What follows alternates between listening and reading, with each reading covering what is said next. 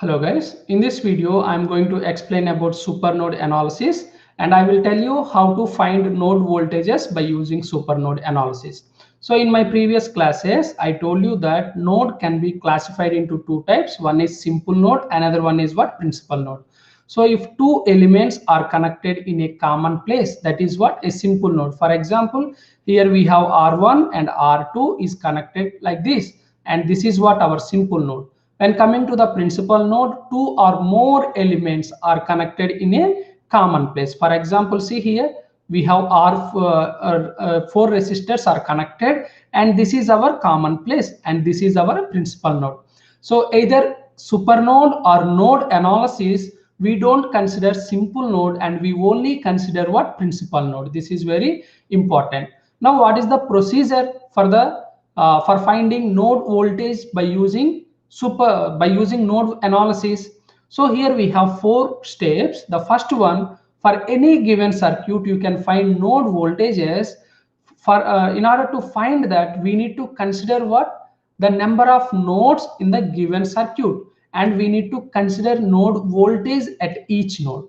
The next step, you need to consider one reference node. The reference node is always equal to 0. For any given circuit, how many reference nodes you have? Only one reference node. So by using step 1 and step 2, you can consider that the number of equations is equal to number of nodes minus 1. If any given circuit, let us assume that you have 3 nodes including reference node, so and that minus 1 equal to what? 2. So how many equations you will get? 2 equations. So if you get 2 equations, by using what? Cramer's rule, you can find 2 unknown voltages, right? Clear. Now how to get these 2 equations? You need to apply KCL at each node. So therefore you will get what? 2 equations.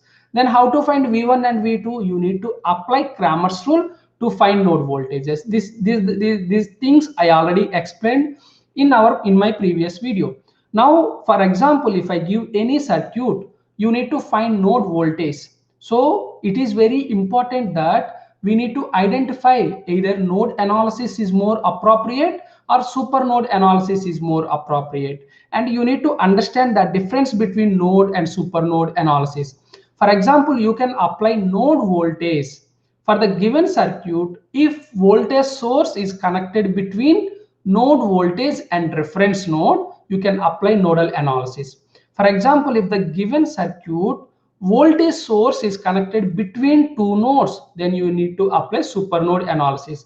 For clarifying these 2 points, here I am taking a simple circuit. It contains what? One voltage source. See here, what is our procedure here? We need to identify how many principal nodes we have for the given circuit. So here we have V1 voltage source and V2. You have R1, R2 and R3. Now see how many nodes we have. We have only one principal node, that is V1, and one reference node, that is V reference equal to 0. Clear. Now see, for this circuit, either node analysis or super node analysis is which one is more appropriate. See, what is our point? If voltage source is connected between node voltage and reference node. So here you have V1 source voltage. This V1 is connected between what? One end V1 is connected, that is node voltage, another end V reference is connected. So you have another voltage source, that is V2.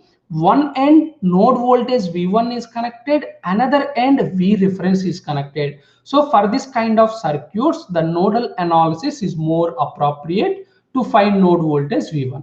Now, for example, super node voltage here, I'm not discussing about reference node. One voltage source, the given voltage source is connected between two node voltages. For example, this is my V1. Here you have one.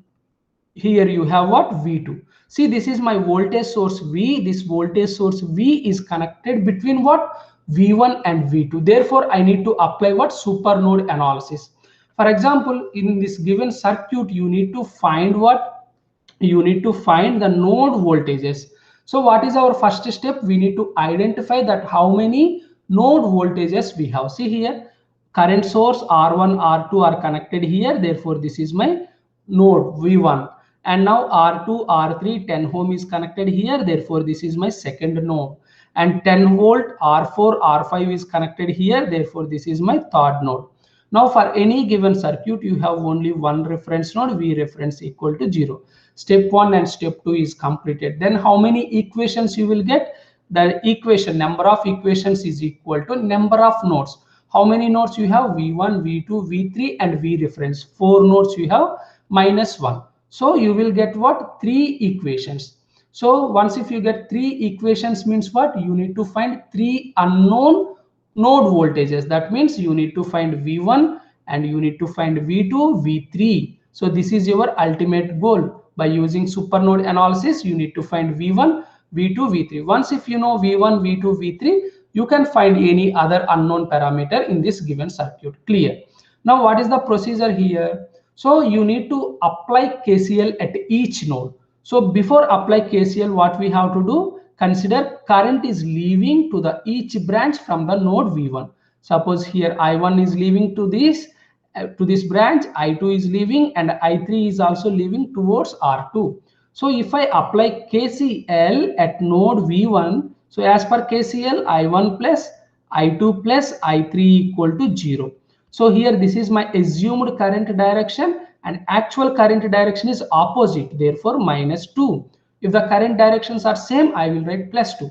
Therefore plus, how to find I2? So R1, one end of the R1 is connected V1, another end is what? V reference is connected. Therefore V minus 0 by what? R1.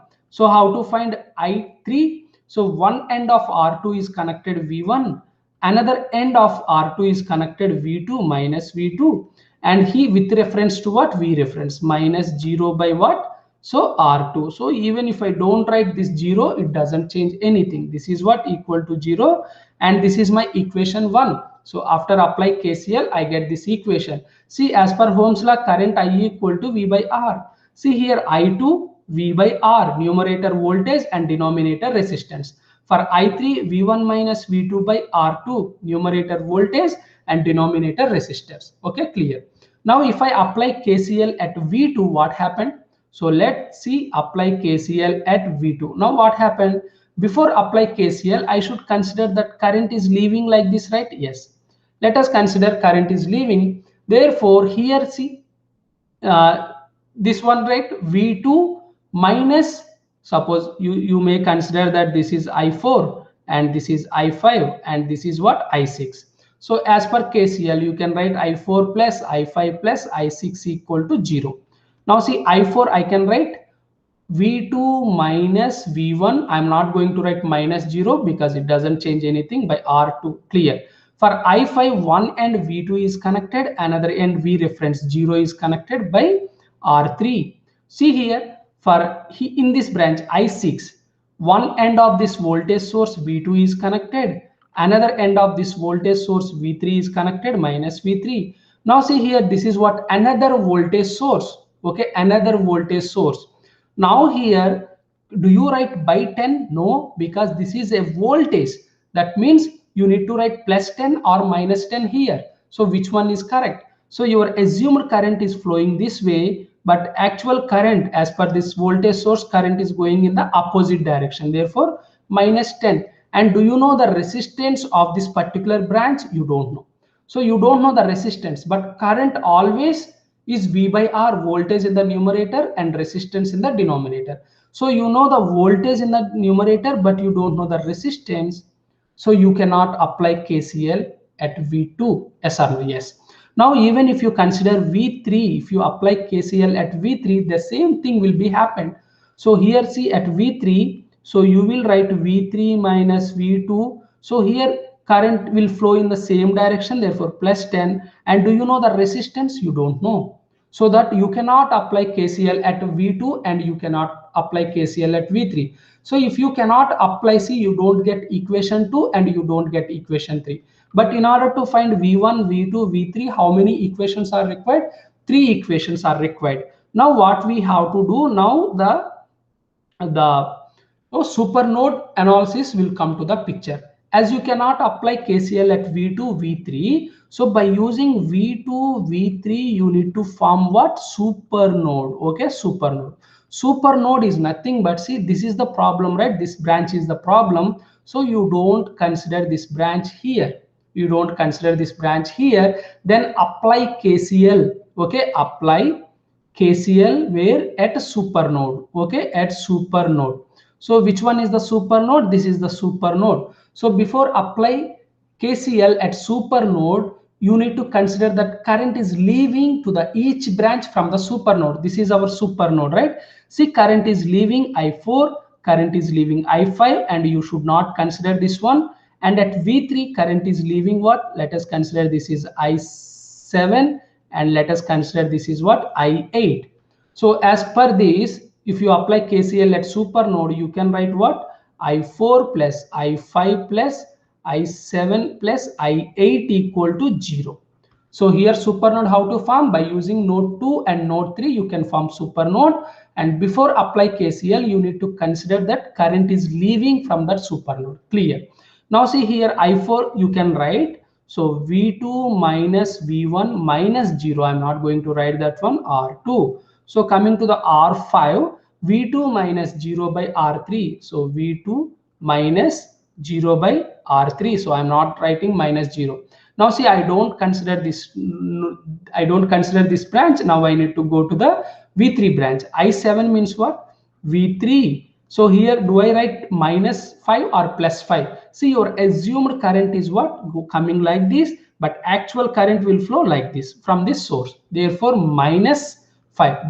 Both currents are what? Opposite direction by R4. Now what about I8? One end of the R5 is connected V3, another end is connected V reference. Therefore V3 minus 0 by what? R5 equal to 0. This is my equation 2. So we need 3 equations, right? So here how to get the third equation? Of course, from super node itself, you will get the third equation. See here, this voltage source, one end V2 is connected, another end V3 is connected. What exactly it means? The two node voltage, the difference between V2 and V3 is how much? 10. Therefore, V2 minus V3 equal to what? 10 volts. This is my third equation. So the difference between V2 and V3 is what? 10.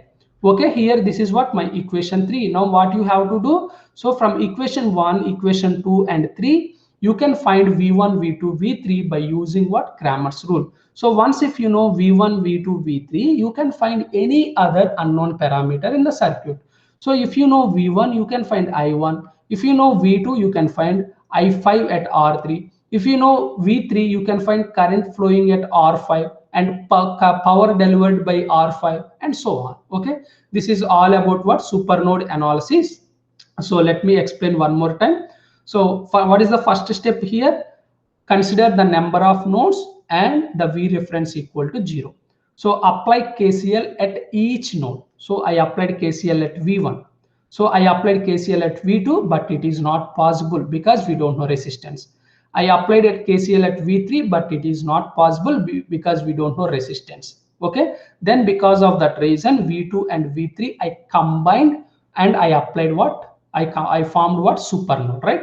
So supernode is nothing but what? We should not consider this branch, and we should consider current is leaving from this supernode and apply KCL. We get equation 2. Then we from the same voltage we should get the equation 3. So the difference between V2 and V3 is what? 10 volts. Therefore this is our equation 3. This is all about what? Supernode analysis. In the coming video I will solve a few problems on supernode analysis so that you get more familiar with what? Supernode analysis problems. Thank you.